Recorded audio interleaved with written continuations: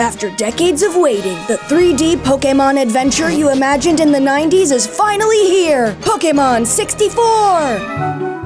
It's got the graphics you imagined in the 90s. Look at the white crap around the... It's got the voice acting you imagined in the 90s.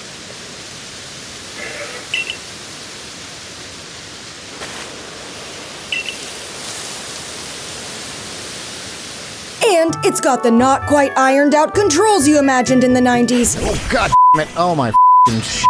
Has this company ever played a video game? Every game ever is L2 to aim, R2 to shoot. Despite its obvious shortcomings, Pokémon Legends Arceus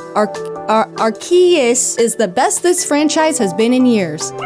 Oh my god. These son of bitches. Compared to the last 5 generations of Pokémon games, it is a breath of fresh air. Even though compared to the last 5 generations of video games in general, it is a breath of the mild. This is so shitty.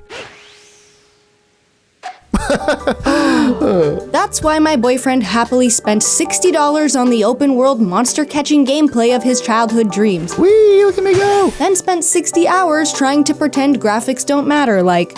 I'm smiling, but I am very furious. So, this isn't a review of Pokémon Legends Arceus. This is a review of what it's like to live with someone who almost enjoyed the new Pokémon game this time. Big thanks to Skillshare for sponsoring this video. Pokémon Legends Arceus is the most fun backseat gaming experience that Game Freak has ever released. That's a 100% honest quote, which might sound like high praise in a short blurb on Metacritic. The thing is, it's really only high praise in the vacuum of Game Freak games, because the vacuum of Game Freak games is filled with boogers they keep flicking under the bed. What makes Arceus a better booger to pick is its epic size, meatier content, and more palatable story. But it's also pretty crusty around the edges, leaving players with Game Freak's signature aftertaste in their mouth.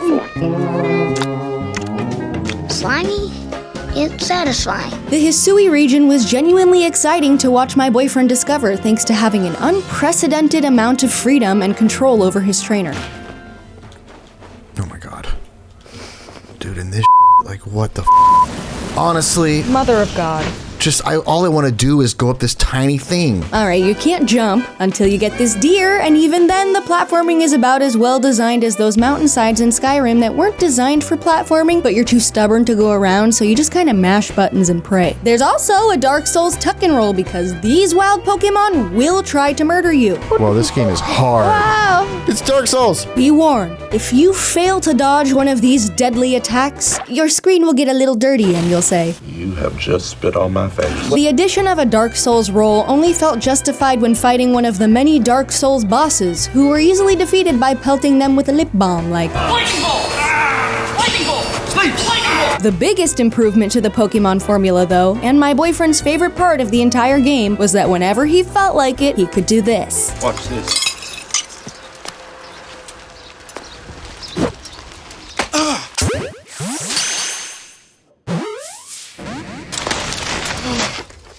What the heck are you doing? That's what I'm talking about. Hunting Pokemon and catching them on the spot is such a simple pleasure that I often thought the turn-based rock, paper, scissors dating back to Gen 1 was holding the new mechanics back. What the Stunky? Damn.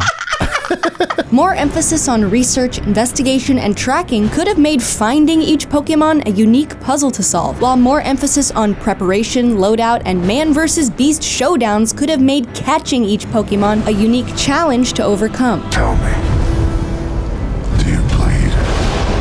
However, as it is, the entire existence of every Pokemon can be boiled down to aimless loitering. Furthermore, the most interesting thing a trainer can do to catch one is this.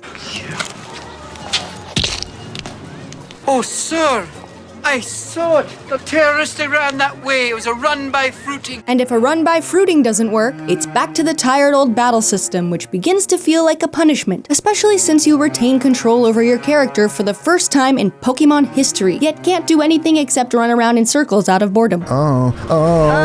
It's super effective, Licky Tongue. Lastly, I have to address the audio-visual presentation, starting with the sound design. They were like, all right, sound effects team, we need it to sound like they're setting up base camp. There'll be no footage of it, so just needs the sound to be really good. And they just came in, they said, dink, dink, dink, with a couple rocks. Bonk, bonk, bonk. That's base camp sound.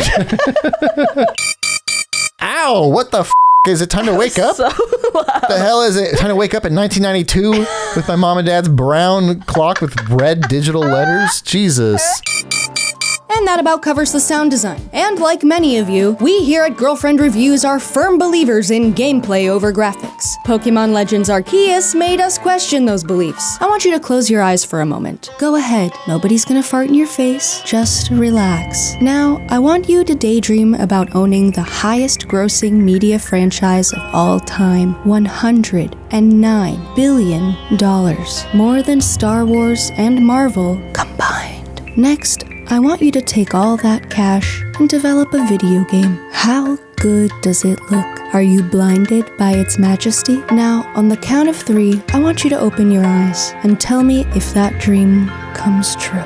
1, 2, 3. Behold! The highest grossing franchise of all time! No, don't close your eyes again. Look at it! This is the Pokemon game of every critic's childhood dreams. In conclusion, yes, Arceus is a step in the right direction. The Metacritic blurbs were not lying. I was just left wondering, why does Game Freak only have to take a small step in the right direction while every other developer has to make giant leaps? The answer is that we love Pokemon more than we respect ourselves. Oh my god, look at that. Holy shit. Ponyta, put that Pokemon. on your team Yeah, for sure. right now. Okay, I gotta buy more tiny clothes for Pikachu, so let's run an ad read. If you've been watching our channel for a while, you know how much we love Skillshare, the online learning community for creatives with thousands of classes. They have classes for just about anything. Since we moved, I bought some new houseplants, and I want to be the best plant mom I can be, so I'm looking forward to Ekta Chaudhry's class on indoor gardening. From plants to web development and everything in between, Skillshare is curated specifically for learning, so there won't be any ads interrupting you, and new premium classes are added all the time. The first 1,000 people to click the link in the description will get a 1-month free trial of Skillshare Premium, so you can take the first steps to accomplishing your goals and exploring your creativity. Thank you Skillshare for sponsoring this video and keeping our brains big and smart. And as always, thank you guys for watching to the end of the ad read.